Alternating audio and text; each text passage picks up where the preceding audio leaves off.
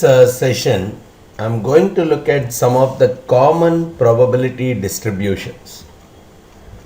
The reason why I need to look at this particular topic, just to understand, most of the times the investment decisions, or for that matter, any decisions that we are making, they are based on random variables. We are not sure on the outcome of the event, right? If I want to purchase a particular stock, I'm not sure whether the price of the stock will go up in future or go down. Means there is a lot of involvement of probability in our investment decisions. So majority of the variables that we are looking at in our day-to-day life, they are all random variables. So once they are random variables, all I can make is only probabilistic statements about those random variables. I can only make statements subject to different probabilities because there is an uncertainty. So that is where, if I understand the pattern of the probabilities, and that patterns are what are getting converted into different kinds of distributions based on probability. So once I understand the different kinds of distributions, I can try to map the behavior of my random variable with that appropriate distribution. So we'll talk about a few commonly used distributions in finance. Probably I can look at something like uniform distribution. We'll talk about something called binomial. We'll talk about normal distribution, a few of them which have a decent number of applications in the world of finance. We also look at the log normal distribution. These distributions, the understanding of them, they have lots and lots of applications in finance. The option pricing, the derivatives pricing models, they use a good, they make a good usage of these probability distributions. And even if I want to understand the statistical inference making, which is a part of inferential statistics to make conclusions based on the data, even there the understanding of the distribution become more and more useful. So that is where we should start understanding the concept of probability distribution, so that we can map them towards the decision making process, right? So as a part of that, I think that we should look at the concepts which I am covering here. I would be covering a few discrete random variables, in fact talking about a couple of important discrete probability distributions. Then I'll spend some time in terms of understanding the continuous random variables and continuous probability distributions. A few of them are called as continuous probability distributions, a few of them are discrete.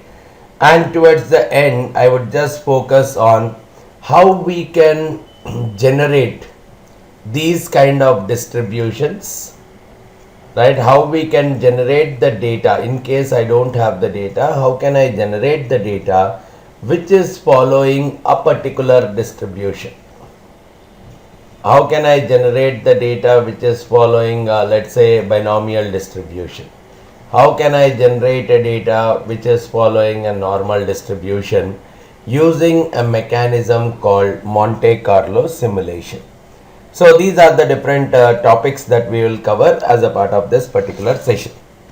So initially, let me get started off with the discrete random variables or discrete probability distributions. So once I know that a random variable is nothing but the outcome is uncertain for it. Whenever I talk about a random variable, if I look at it in simplicity, any variable whose outcome is uncertain based on some kind of probability, we are associating it to a random variable. Now this particular random variable, if it takes countable number of possibilities, countable number, again, it could be limited like a roll of a dice. The possibilities are only 6, 1, 2, 3, 4, 5, 6, or it could be even unlimited but still countable. It could be some hundreds, thousands, but okay, only numbers, only integers, they are still countable. So all those things, even if it is very few in number, a very small finite set, or even if it is infinite kind of a set, but as long as it is countable, we call that particular random variable as a discrete random variable.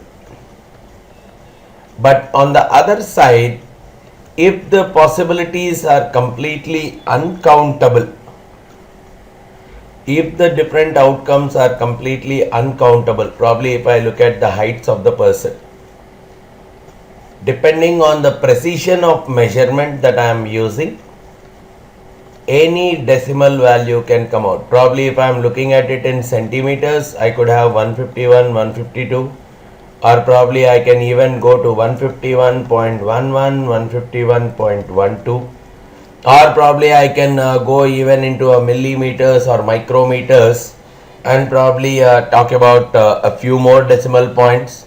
Similarly, when I look at the rates of return, almost any number of values after the decimal point are possible.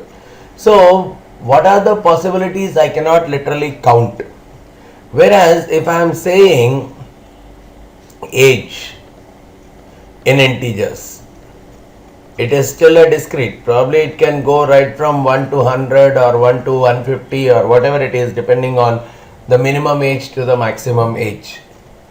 So it might be infinite, but it is still countable. So whichever the variables are more and more countable in nature, I call them as discrete. Whichever are uncountable, they are continuous. But sometimes in real world, what happens is, if the numbers are too large, we approximate it to a continuous. Numbers being too large, so which means in reality, probably creating a situation of continuous, creating a situation of discrete, there is a very thin line. Probably if I am talking about the stock prices, though almost any price is possible, probably the stock prices will increase in the rates of, let's say, 5 paisa.